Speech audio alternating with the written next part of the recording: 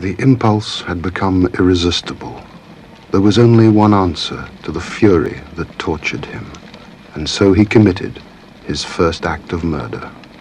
He had broken the most deep-rooted taboo and found not guilt, not anxiety or fear, but freedom.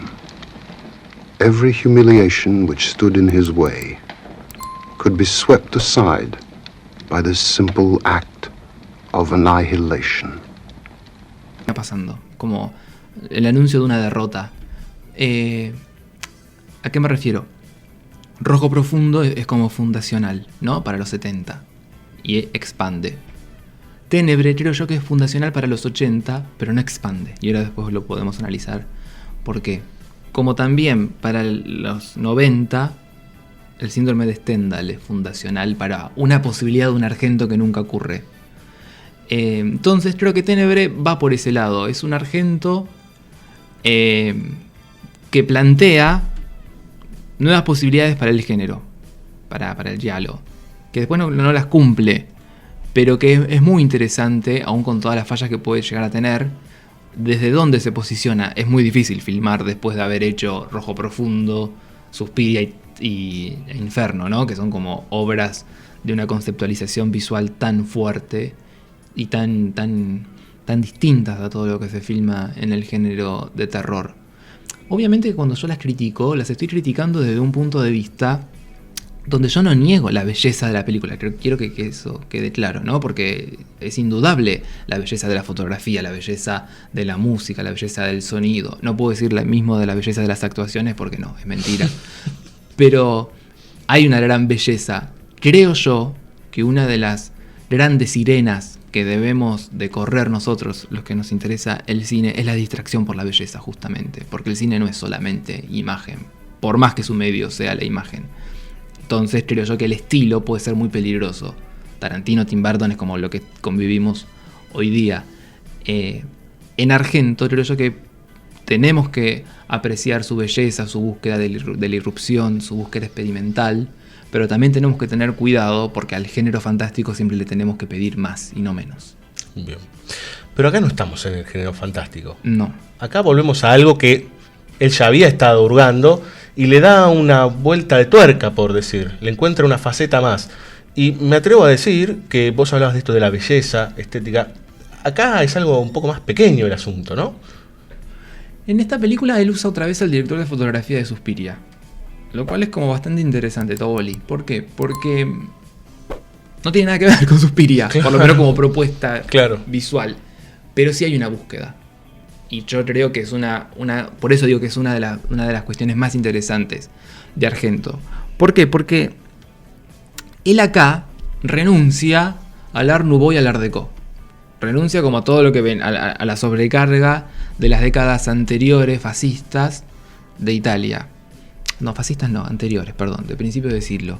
A las mansiones de estilo francés, a las mansiones estas sobrecargadas, donde están las brujas o donde hay asesinos. No, él mira ahora sí a una arquitectura más moderna. Ahí sí entra lo fascista, ¿no? La arquitectura de Mussolini para adelante. Entonces encontramos casas y edificios y edificaciones muchísimo más acorde a la concepción modernista de la arquitectura. Quiero decir, poco ornamento, lo liso como concepto, lo sintético, la síntesis, ¿verdad? Entonces fíjate que todas las casas de Ténebre tienen esta cuestión modernista desde lo visual, lo cual es un concepto y que creo que es muy coherente porque eso está trabajado desde la casa del asesino al hotel donde vive nuestro protagonista, a la muestra de la ciudad, incluso a los lugares donde ocurren las acciones. Shoppings, avenidas, canales de televisión. Hay como una modernización de toda una cuestión anterior a la cual él está renunciando. Y se vuelve más interesante porque esta modernización también va de la mano de un uso distinto de la luz. ¿Por qué? Vos fíjate que Ténebre es una película sobreiluminada. Lo cual es como una contradicción. Una película que se llama Tinieblas está sobreiluminada. Él va a explicar, como haciéndose el poeta, de que él habla de las tinieblas del alma. Pero inclusive tiene muchas escenas de día. Muchísimas escenas de día y muchísimo también juego en la noche con una sobreiluminación, porque las noches parecen boliches directamente. Sí, se nota la iluminación artificial. Se ve todo, digamos. se ve Claro, todo. No hay claro. lugar donde no veas en Ténebre. Entonces creo yo que es como interesante lo que él empieza a trabajar como concepto. Una idea de la sobreiluminación, una idea de una arquitectura distinta, que a su vez, creo yo, esta sobreiluminación tan precisa y esta arquitectura lo vuelve al concepto más frío, más matemático, y que se va relacionando obviamente de manera más directa con lo que él piensa, que es el mal, pero siempre racionalizado, ¿no? En un puzzle mucho más complejo, con puntos de vista distintos, con múltiples asesinos, con múltiples testigos, con múltiples crímenes, y con un enigma tan a lo Agatha Christie, que ahí sí la nombran, en esta película la nombran a Agatha. Nombra también el perro de Baskerville, ¿no? Claro, como sus referentes se empieza a nombrar. ¿Por qué? Porque se vuelve cada vez más racional el asunto. Aún en lo ilógico que parecería ser, él está pensando de manera racional su propia pesadilla. Entonces creo que ese concepto de una búsqueda más sintética, más compleja desde el pensamiento lógico, más al juego del detective, desde lo conceptual, por la arquitectura y por la luz, está muy bien unificado. Bien, hablábamos en películas anteriores de poetisas, de músicos y ahora un escritor. Uh-huh. Pero acá vos hablabas de esto de la modernización y en este caso, y creo que hay en algunas de las otras películas, sobre todo en las primeras que hablamos, esta idea de la conexión con lo comercial y lo monetario de ciertas obras. Acá está puesto en un lugar hiper evidente, digamos. Quería que nos detengamos un cachito en eso, en esa cuestión de, bueno, ¿por qué está llegando este tipo acá? Digamos, la comercialización de este tipo que es una suerte de Stephen King, digamos, algo así. Totalmente. ¿No? ¿Y qué le pasa con eso? Y cómo de repente, bueno, el tipo se obsesiona con él y demás, pero me parece que ahí hay algo fundamental que tiene que ver con, bueno, viene a hacer campaña, viene a vender su libro, viene a mostrarse. ¿Cómo está eso conectado con lo que decías vos de la modernización también en relación al hecho artístico, si querés? Bueno, no es cualquier Argento ya es un Argento que en Italia es una figura del terror. Quiero decir, Argento es como un personaje dentro de la cultura italiana. Incluso tiene como su propio local donde vende cosas de terror y... Ah, que vende VHS, sí. Supongo que vende DVDs también ahora. ¿Pero te atiende Argento? ¿Vos entrás y está Argento ahí? Espero que no. ¿Por qué esperás que no? Espero que no, porque sería muy decepcionante. Es como ir a buscar películas de Brian De Palma y que me atienda De Palma. Me muero de la vergüenza. No quisiera que no. Pero no le das un saludo. Sí, pero sería muy Tano todo. Sería muy argentino y muy Tano, ¿no? Como yo vendo mis películas, las empaco y te doy un beso. La pyme de Palma. Claro. No, me gusta creer más en Minelli o en Cukor, que no los ves nunca y están en su casa craneando nada más. Perdóname, estábamos con... No, justo, bueno, tuvimos una divergencia, pero sí. En realidad estábamos hablando justamente de esta idea de lo moderno, está bien, lo comercial. Sí, el Argento como personaje. Entonces, según dice él, esto le pasó a él. Un fanático que se volvió loco y lo empezó a perseguir.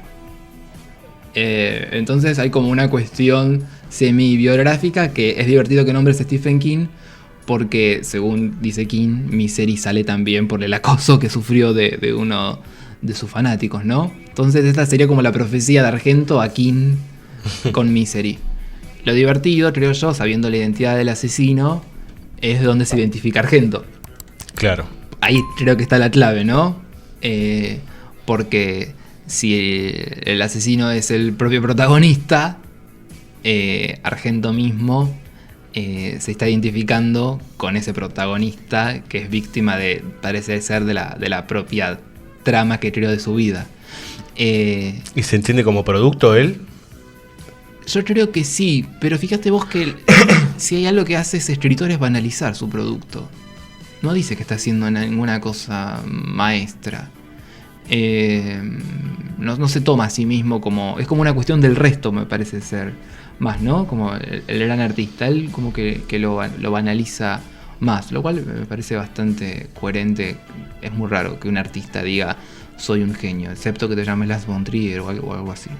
De hecho, claro, bueno, pero de hecho hay una escena en donde una crítica periodista, digamos, le va a todos lo alaban y alguien viene con los tapones de punta, que es esta mujer, a decirle su obra es una cosa burda, pone a la mujer en un lugar de objeto.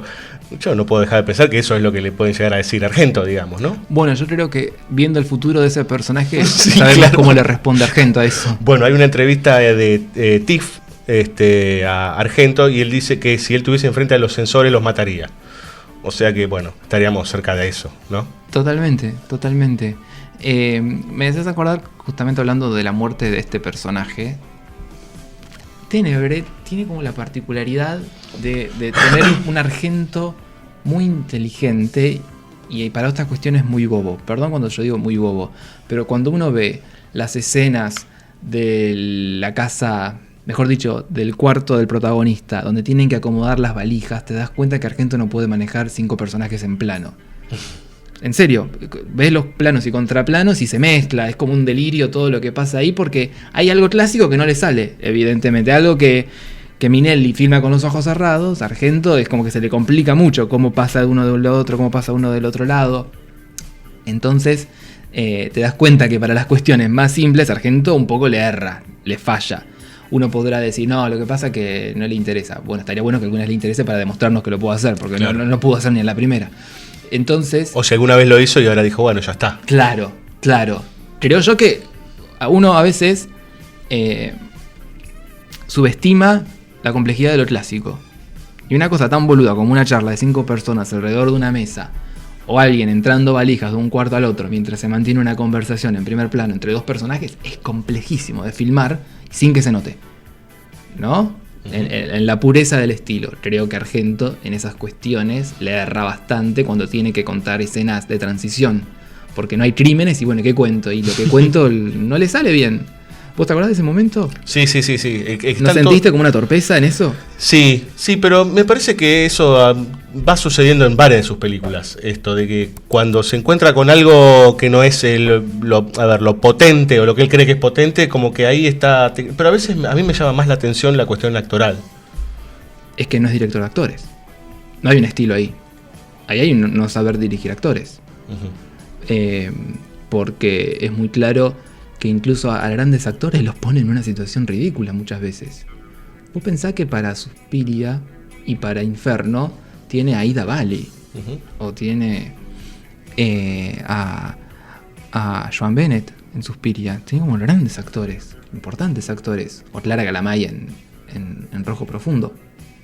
Pero no puede, hay veces que no puede, porque además son guiones inactuables. Tenés que decir unas cosas rarísimas en medio de situaciones rarísimas. Difícil todo.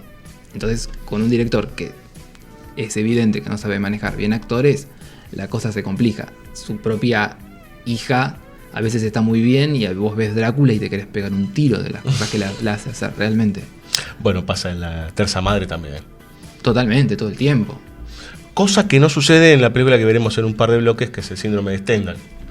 No sucede tanto, tal vez. Pero es el mejor personaje de Argento, como construcción. Ya vamos a llegar. Okay. Pero... Perdón, me estaba refiriendo, ¿no? Perdón, yo mismo me hice la deriva.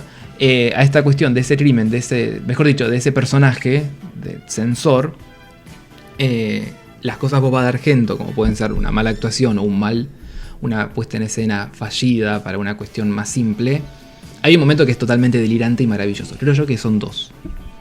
El primero es, por supuesto, el famoso momento de la cámara que gira alrededor de toda la casa, uh-huh, para ir de una ventana a la otra. Creo yo que es de una proeza fantástica.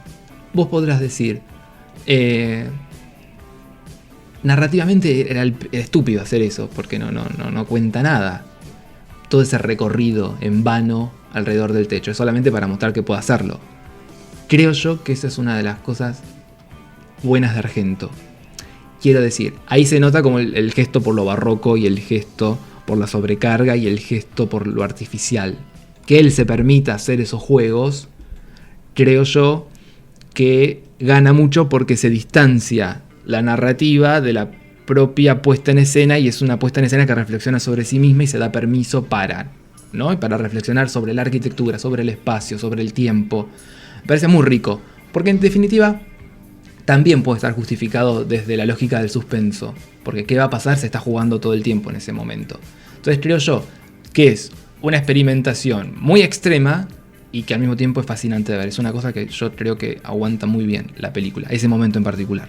Ahora, y yendo un poco más al tema de otra vez el asesino, ya dijimos, bueno, el asesino es el protagonista, digamos, pero ahora pienso yo, ¿no? Ahora nosotros lo tenemos frente de nuestras narices, lo evidente de que sería él. Puede suceder, porque en los otros casos el protagonista es el que va viendo y lo tuvo delante de sus narices. Y ahora nosotros como protagonistas lo tenemos todo el tiempo frente a nuestras caras para darnos cuenta, ¿o no?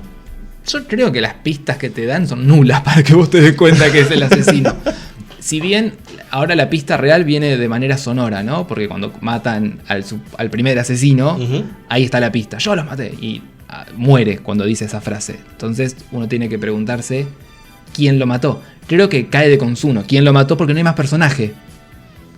En serio, que el protagonista. Porque todo lo demás no pueden ser por una cuestión lógica de causa y efecto. No hay otro personaje que quede en el fuera de campo para cometer esa cuestión. Pero de hecho ahí hay algo que no termina de cerrar tampoco, que es cuando ellos entran a la casa de este periodista obsesionado con él, sí, que creen que es el asesino. Sí. Pero después él aparece golpeado en la cabeza. ¿Y quién lo asesinó al otro? Digo, ¿cómo funciona eso ahí? Es extraño. Sí, son esas cuestiones en las que uno tiene que creer, cerrar los ojos y decir la lógica Argento. Que es... No existe lógica real entre el espacio y el tiempo. El asesino tiene permiso para hacer cualquier cosa. Esa es como la lógica de Argento. El asesino parecería ser que tiene como un superpoder especial que le permite estar en una punta, estar en la otra, dejar el arma, esconderse. Y aparece como si lo hirieron Sí, encima. Sí. ¿Que es totalmente forzado? Sí. ¿Qué es lo divertido del asunto? También creo yo. Porque si uno entraría en el juego del verosímil a nuestra realidad... Ok, la película ganaría en lógica, pero también se volvería más aburrida. Y él creo que es como bastante directo en eso. Bueno, lo divertido es esto, juguemos. Y eso habilita también a que uno tenga esta expectativa de, bueno, por dónde sale, por dónde puede aparecer. Totalmente, totalmente. Bueno, a eso me refería con el segundo momento, creo yo, mejor de la película. Y creo que uno de los mejores de toda la filmografía de Argento, que es la persecución de la chica por el Doberman. ¿Por qué? Porque en esta cuestión de volver a la casa del mal, de entrar a la casa de donde el asesino habita, creo que nunca se jugó tanto en ese sentido por hacerlo como acá. Porque directamente la chica de todas las casas donde pudiera pedir ayuda porque un perro la está persiguiendo, entra a la casa del asesino. Sí. Es como delirante. Alguien dice esa idea y no la hace porque le da vergüenza ajena. Pero aparte es la chica que es parte del staff de donde está él viviendo en ese momento. O sea, es toda una cadena. de imposible. Sí, claro. Pero creo que es divertidísimo. Sí, claro. Es divertidísimo porque uno entiende mientras va ingresando a la chica que corre peligro cuando ella se supone que tendría que sentirse más segura.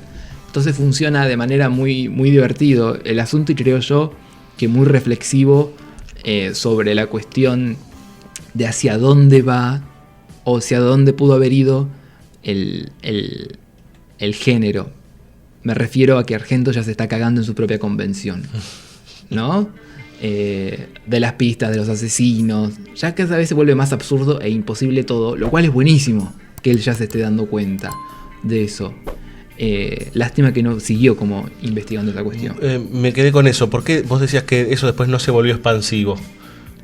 Porque creo yo que si bien Ténebre tiene como muchos problemas, me refiero a, por ejemplo, la trama de John Saxon y la amante que aparece en el avión. Eso no tiene nada que ver con nada. Solamente está ese personaje para que alguien le corte el brazo con un hacha. Como la verdad de ese personaje es eso. Vino a cumplir destino, morir por un hacha.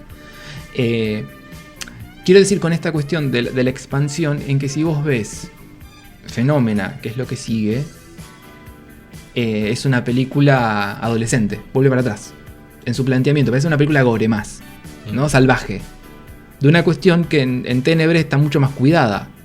No es tan violenta Ténebre, a pesar de su final terrible. es bastante cuidada. Entonces, porque están como en una cuestión de puesta en escena, de un guión más complejo, de la fragmentación, de seguir otra clase de trama. Y ópera, que es la vuelta otra vez a la estética de Rojo Profundo, de Suspiria y de Inferno, ¿no? Como que vuelve para atrás. Yo creo que de Ténebre en los 80 todo lo que hace es volver para atrás. No puede seguir expandiendo esa zona límite que con Ténebre ya demuestra que es totalmente consciente de sus propias fallas o de sus propios juegos totalmente caprichosos. BSO, ganador de Mecenazgo 2022 en la ciudad de Buenos Aires. Busca nuestras secciones, BSO Escribe y BSO Escucha. Porque el cine no solo se hace, también se habla, también se escribe y también se escucha. Muchas voces, muchas miradas en una misma web. Encontrás todos nuestros capítulos en www.bsoradio.com.ar o directo en iVoox. BSO, temporada 11. She's still asleep. I called an ambulance to have her taken to the mental hospital. They'll be here any minute. At least they'll be better equipped to keep her calm. But is she insane? Well, she's not normal. She's diabolic. Diabolic? Yes. The Bible also refers to the devil as Baal-zebub, which means Lord of the Flies. Look at her. The Lady of the Flies. Falta de maduración sobre el propio estilo y es un lugar a la vuelta de lo que él ya sabe que le sale bien. Claro, es volver a un lugar más confortable. Totalmente. A la incomodidad de Ténebre, que es tan extraña como trama y como perturbación. Fenómena ya para el espectador, digamos, es incómoda y a la vez es atractiva. Totalmente, Ténebre. porque es un enigma raro. Uh-huh. Está planteado como un misterio raro. Uh-huh.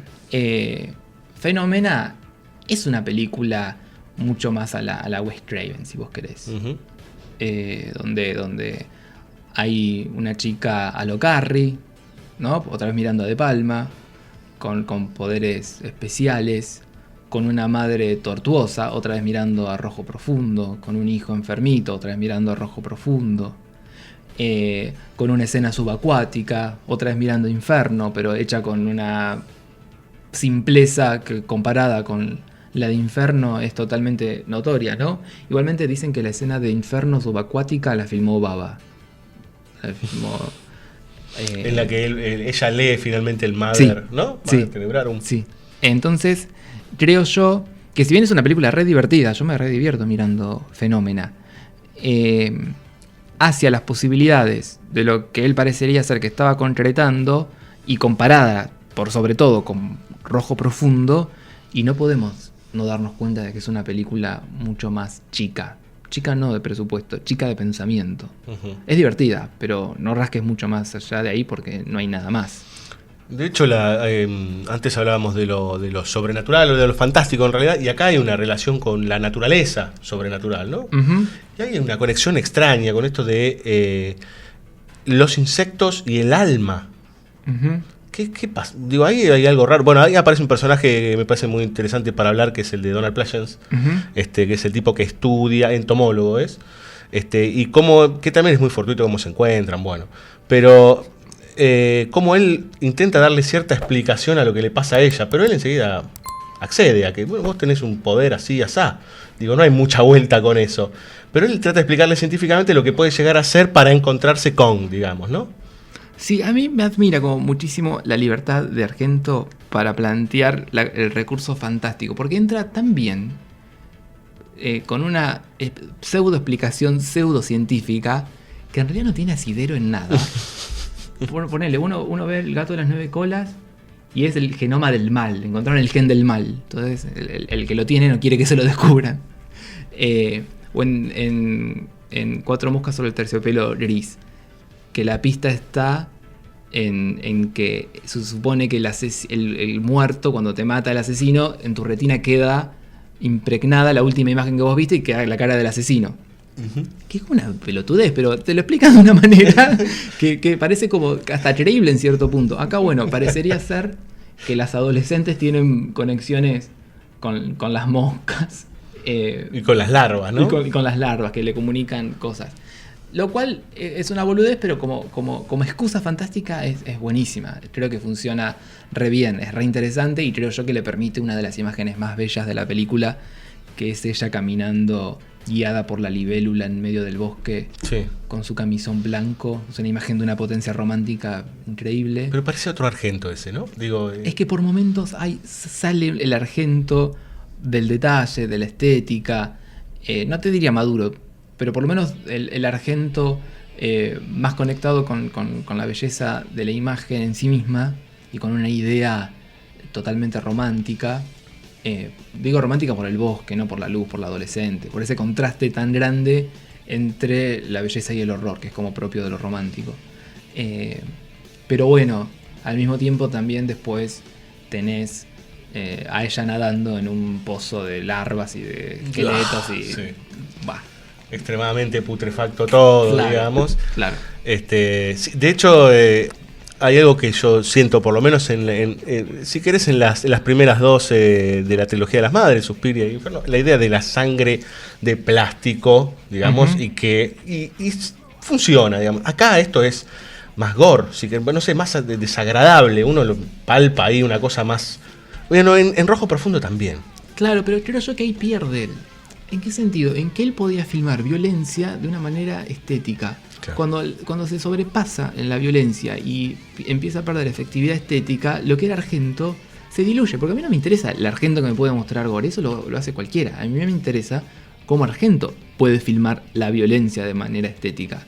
Creo yo que cuando él más se va gastando, más pierde en eso y se engancha con el gesto de las tripas, que es donde menos me interesa a mí. Que en la terza madre se nota evidente, por ejemplo, Sí. ¿no? Grosero. Sí. Y bueno, y acá ya hay algunos indicios en Fenómena. Sobre Sí. todo en esa pileta de cuerpos y demás. Sí, creo yo que sí. Para mí el crimen más bello de Fenómena ocurre al principio, que es con la imagen de la chica que para atrás cae y rompe el vidrio con la cabeza. En cámara lenta. Sí, y hay un ralente ahí. A veces es una belleza increíble ese plano, que le cercenan la cabeza, pero incluso no lo vemos. Y entonces es un fuera de campo. Y todo el recorrido de la cámara por la catarata, por la caída, mejor dicho, y la cabeza esa que flota. Entonces es como bellísimo toda esa cuestión. Y de hecho ahí el indicio del que podría ser el asesino son unas cadenas que tiran. Sí. Pero que después se relacionan con víctimas que pueden estar, porque después lo vemos al inspector, Sí. que está atado de la misma manera, digamos, Sí. ¿no? Sí. Aparte, como el fuera de campo ese es como divertido de pensar, ¿no? Que la madre se iba y lo dejaba atado con cadenas para que no mate gente, pero de manera bastante suelta para que se pueda soltar. Es como... no tiene sentido en realidad. Claro. ¿Agregamos algo más de Fenómena o escuchamos música? Me quedé con algo decime. que me parece que por ahí no tocamos antes, pero es esta idea de que en algunos casos sucede, y en este también, que es un personaje que llega o que se traslada de una ciudad a la otra, o que cambia de ambiente, y allí es donde explota cierta situación o una relación con el mal, digamos. Sí, yo creo, como yendo incluso un poco más para atrás, hay una cuestión con lo extranjero en Argento. Fíjate que son personajes que llegan a Roma, por lo general, ¿no? O personajes que vienen de un avión y caen en medio de Roma. Eso ya pasa en el Pájaro, pero también pasa en Rojo Profundo. Bueno, el personaje de Suspiria, que llega no a Roma, sino a Alemania. En Inferno, que se trasladan de una punta a la otra. Creo yo que hay una cuestión muy interesante si uno piensa Roma como ciudad putrefacta. Creo que Argento tiene como una relación bastante contradictoria con la ciudad, bastante crítica, quiero decir, y con lo italiano. Como un lugar estancado, como un lugar podrido, como estas zonas de aguas putrefactas que se reiteran tanto, y como un lugar enfermizo, por sobre todo, de una violencia muy atroz, donde llega un extranjero y no entiende qué es este delirio que está pasando y en el que se ve envuelto, y del que casi siempre se terminan yendo. Nunca hacen pie, sino que parten. Entonces me parece que esta cuestión de un personaje que llega, que vive y que parte, es también una toma de distancia de Argento con su propio lugar de origen, como de una postura crítica bastante solapada en ese sentido, lo cual es interesante. Y también es como una mirada hacia el género, ¿no? Porque en definitiva él está haciendo un género que no le pertenece, de origen, ya sea el thriller, o los italianos el western, o el León el western, o el Peplum. O sea, vos estás diciendo que él llega, visita, problematiza y se va. Sí, quizás el problema es que se quedó demasiado tiempo, y por eso los personajes se puedan ir. Claro. ¿No? Como cuestión. ¿Sabes que nos gusta el café? Te invitamos a pasar por cafecito.app/BSO Radio para ayudarnos con una pequeña contribución. BSO, un varietal irresistible.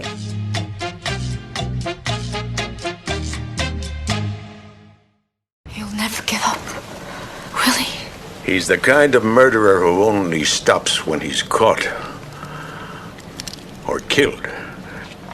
That's what a lot of people are hoping will happen. Anyway, the important thing is for you to understand that he's not infallible. He can be caught. After all, he's just a man. You know that he's just a man. But he'll never let himself be caught. How can you be so sure?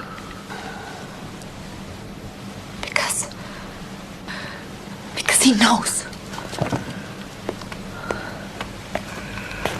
Because he knows what? Everything. Every fucking thing. But how could he, Anna? How could he know everything?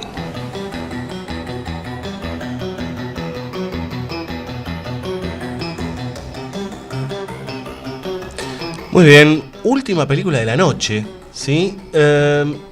Hablamos antes, Diego, de cómo las décadas eran distintos sargentos, podríamos decir. Esto es 1996, el síndrome de Stendhal. Venimos de Trauma, creo que era la anterior, y acá nos encontramos con un exponente distinto. Algunos hablan de que hay una gran cantidad de citas a Hitchcock. Vos hablabas del hijo bobo antes de Hitchcock. ¿Qué pasa con esta película? Que otra vez se mete con el asesino serial, pero es bien distinto el asunto. Sí, yo creo que es una de las películas más interesantes de él y quizás menos comprendida también. Y quizás también su última oportunidad de lo distinto. Habíamos dicho antes Ténebre, ¿verdad? O Rojo Profundo.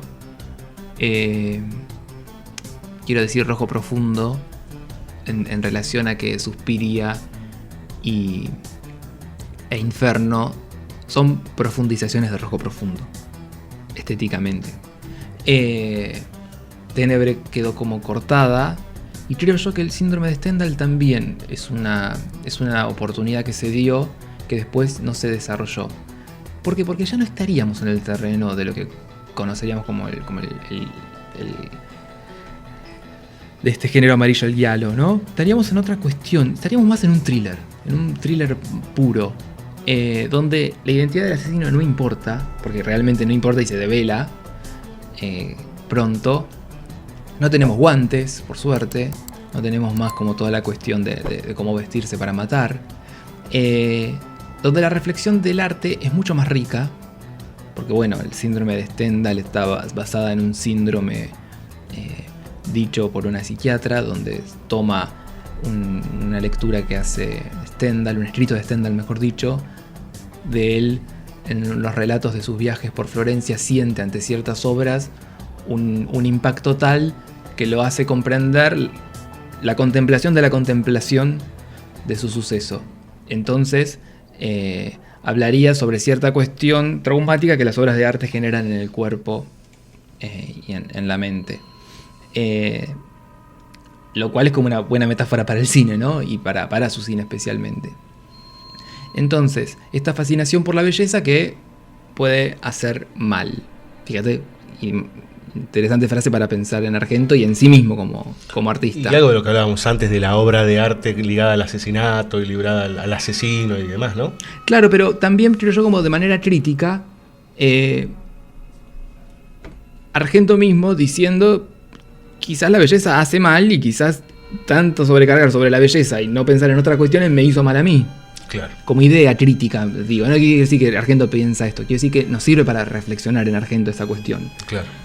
Como ese engolosinamiento de Suspiria, de Inferno y de Ópera, por sobre todo, la película del 87, produce cosas no positivas porque producen encerramientos y producen retrocesos y producen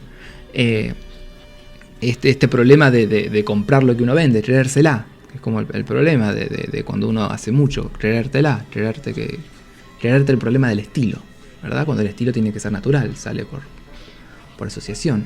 Entonces, el síndrome, creo yo que puede ser una reflexión de él sobre esta cuestión de la belleza como problema, el estilo como problema, y la cuestión del artista como libertad, en definitiva, y no como lo que los otros esperan de mí. Y por eso puede hacer un thriller, por eso se puede correr de esa cuestión, y por eso plantea una protagonista que es superior a cualquiera de sus otras protagonistas, porque tiene un complejo psicológico interesantísimo el personaje de Asia Argento, que creo que está como nunca en una película de él. Hace un personaje completo y muestra que puede ser una muy buena actriz. Creo yo que realmente es un gran policial. Un gran policial muy dramático, muy melodramático, donde sí, fíjate que toca el tema de la sexualidad, el tema de la pareja de una manera más interesante, más madura, más adulta, y donde finalmente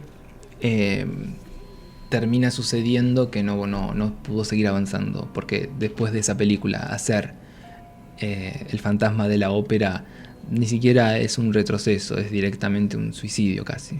Claro. Vos fíjate que ahora pensando justamente en cómo estructurar la película y demás, a la mitad de la película nosotros sabemos, o por lo menos entendemos que el asesino ha muerto. Uh-huh. Y uno como espectador le queda esa mínima duda en relación a la protagonista de qué le está sucediendo luego de esto, digamos, ¿no? Porque no es solamente el trauma posterior, sino que hay algo más ahí. De hecho, hay algo muy interesante con respecto a los looks que ella va teniendo, ¿no? Hay como 3 fases en ese sentido. El inicial, cuando se corta el pelo, y después rubia, bueno, que ahí puede haber todo un juego con Hitchcock, si querés. Y con De Palma otra vez, y el museo. Con De Palma, sí, totalmente. ¿Qué pasa con el asesino en sí en esta película, digamos, ¿no? Porque acá tiene rostro, es evidente, es más, hasta acá no es que está, como decías vos, esto detallado por elementos particulares, sino que este es un tipo, encima es un tipo de camisa y maletín, digamos, ¿no? Lo cual ya es decir un montón. ¿Qué pasa cuando de repente borramos del mapa al asesino? Hay una venganza que se ha consumado, pero hay algo más después. Sí, entramos en la psicología del personaje, lo cual es como nuevo para hablar de Argento, claro. La psicología del personaje. Entramos como en una cuestión dramática y creo yo, casi te diría, totalmente melodramática. Porque el personaje vuelve a su casa, tiene un vínculo con su familia, como es muy rico todo ese momento de la película, que sucede una de las imágenes más bellas, creo yo, de todo el cine de Argento, que es la protagonista pintando todas las paredes de negro y pintándose ella misma y sentándose en medio del cuarto. Creo que esa imagen tiene una potencia tan grande, porque además se conecta con todo, se conecta con el cine de Argento, se conecta con la propia Asia Argento cubriéndose del cine de su padre, porque es lo único que tiene casi, la pobre, más allá de que después haya hecho su propia carrera, ¿no? Entonces me parece que es como una imagen muy rica de un personaje muy bien construido. Creo yo que para un fanático de Argento la segunda parte de la película es una decepción, porque está esperando otra cosa, claro. ¿No? Que el rubio aparezca en cualquier momento que salga con guantes, claro. Rengueando, digamos. Por suerte no lo hace. E incluso el final es bastante interesante, el final de la película, quiero decir, ¿no? Porque hay una solución ambigua al problema. O sea, se nota que algo más va a continuar, que esto solamente es la conclusión solamente, pero falta mucho para el final. Entonces él deja como un fuera de campo muy rico, muy interesante para esa protagonista y el sacrificio que cometió. Pero no alcanzó. Pero de hecho hay algo que se despliega, llamémoslo el mal, en el asesino, que eso se imprime en ella. Uh-huh. Y progresivamente va emergiendo. Uh-huh. Totalmente. Bueno, por algo se viste de hombre después, ¿no? Claro. Por eso hay una cuestión sexual muy interesante. Cuando los hermanos le dicen, ¿qué te vestís con esos pantalones y con ese pelo? ¿Qué? Sí, pero y sobre todo cuando se intenta violar a su propio novio, ella. Claro. Que es como un momento... Esa escena es tremenda. Es una de las escenas más interesantes de Argento porque está muy bien hecha. Además, es como conflicto. Está bueno la que la escena plantea. ¿Y qué es en contrapartida cuando hablábamos antes de esta idea de que a la mujer se lo criticaba a él por la mujer como objeto, como que terminaba siendo víctima siempre de los asesinos, digamos, ¿no? Claro, ahí está como la inversa. Pero creo yo que si bien puede ser una decepción para ciertos fanáticos, para un público más general es una película muy interesante, que atrapa mucho, y que al fanático que está esperando otra cuestión de Argento, otra puesta en escena de Argento, porque fíjate que incluso la puesta de esta película de Stendhal es muy bella, como que Argento vuelve a pensar otra vez y se nota esos travelings del principio en Florencia que son maravillosos, ¿no? O el plano de ella con la muchedumbre, digamos, es hermosísimo. Claro, son unas puestas increíbles las que puede hacer para esta película, teniendo a Storaro de tu lado, obviamente, Claro. Porque vuelve a llamar a Vittorio Pero vos Storaro. fijate lo que discutíamos antes con respecto a que no podía solucionar una escena con 5 tipos alrededor de una mesa, pero después te pone ese plano que es maravilloso, digamos, ¿no? Totalmente. Entendiendo dónde hay que poner el punto de atención, inclusive, ¿no? A dónde te llevar la mirada, no Sí, llevarte con la mirada. Pero creo yo que eso es un Argento que está pensando muy en su puesta en escena y no es el Argento de Fenómena, por ejemplo. Claro. Que es un Argento mucho más descuidado, mucho más rock and rollero, por eso suena tan rock pesado en la película. Sí, a veces es como hasta casi arbitrario. Bueno, igual decir arbitrario con Argento es todo un tema, ¿no? Pero No, pero acá Morricone está usado de la misma manera en que se mueve la cámara. Hay una concordancia entre Morricone. el síndrome de Stendhal. Totalmente. No, yo hablaba de Fenómena, ¿eh? Por eso, Sí. ahí te das cuenta que es un adolescente con ganas de joder. Claro. En Stendhal es un tipo maduro que está trabajando en seriamente. Y vos ves a Morricone, Storaro, a él, todos aliados en el mismo lado, manejando esa puesta en escena con muchísimo cuidado, porque la fotografía es bellísima de la película. Y esos juegos de guión tan increíbles de ella que está en un hotel y puede pasar a la escena del crimen por una puerta, investiga, ¿te acordás? Toda la escena del crimen, volver al cuarto. Es como muy fascinante toda esa puesta en escena. Pero es de un cuidado y de un detalle asombroso. Además de un Argento, ya para el 96 pensando en tecnologías digitales. ¿Viste esos planos internos de la Sí. pastilla y qué sé yo? Que ahora son una bizarreada cuando lo ves, pero en su momento no lo eran. Y eran muy ricos de ver.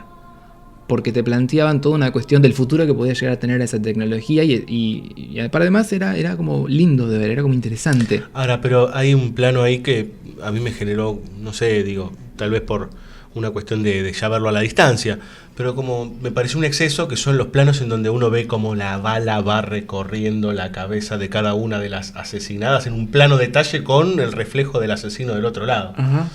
Que se nota obviamente el digital, pero no es lo mismo que, por ejemplo, el cuadro convirtiéndose en puerta. No. Sí, ahí es mucho más excesivo, es cierto.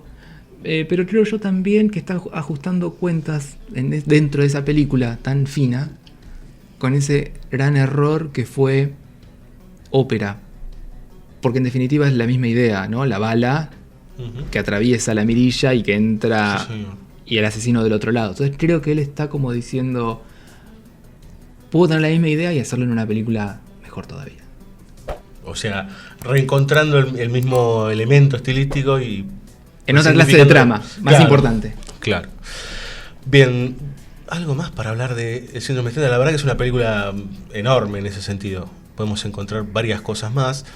Lo cierto es que, como decíamos antes también, está todo más equilibrado, inclusive hacia Argento está... Yo creo que con el síndrome de Stendhal se cumple una cuestión, bueno, para los que somos, en mi caso, no solamente seguidores, sino directamente discípulos de Ángel Fareta, creo que se cumple una cuestión que está muy bien ejemplificada dentro de la propia película. Vos sabés que Ángel, el creador de la teoría del concepto del cine, ¿no? Sostiene que hay directores que caen en el signo meduseo, que es, se congelan. De pronto, ante cierto descubrimiento que hacen estético, no pueden avanzar más allá de ahí, de eso mismo que encontraron. O porque fue muy grande o porque no pudieron seguir más. En ese caso Ángel sostiene que Scorsese está como frenado, ¿no? Después de cierto punto de su filmografía, Scorsese se frena Clint Eastwood también se frenaría. Se frenaría en el sentido de que la posibilidad de lo que descubrió no pudo seguir siendo explotada. Vos ves Padrino 1, Padrino 2 es la super continuación de Padrino 1 llevándola a otro plano. Y la 3 es todavía más porque lo lleva a la iglesia directamente, en su expansión me refiero. Ujú. Hay directores que no, que encuentran algo y no pueden seguir continuándolo y retroceden o quedan fijos en esa cuestión. Creo yo que el síndrome de Stendhal finalmente es como la conclusión de este signo meducio dentro de la propia filmografía de Argento, cuando ahí en la galería de los oficios aparece la medusa misma en plano. Me gusta usar esa imagen porque fíjate que después de eso es otra vez Argento volviendo a sus orígenes, como tratando de encontrar el sentido, porque en definitiva hacer Drácula o hacer el fantasma de la ópera o este intento que tiene actualmente de hacer el hombre de la arena es una pregunta por el origen de lo fantástico. Cómo hacer el Giallo, que es como un Giallo fallidísimo, la película que hace con Adrian Brody, ¿no? Otra vez preguntándose por el género que él mismo construyó, que se le fue de las manos y que ya no sabe qué hacer ahí dentro. Entonces podríamos pensar que en el síndrome de Stendhal hay una especie de corte, digamos, ¿no? Después de eso, ¿qué? Totalmente. Llegó a una zona nueva, interesantísima, y no la pudo expandir y volvió para atrás. Lo que pasa es que cada vez se vuelve para atrás con menos fuerzas, obviamente.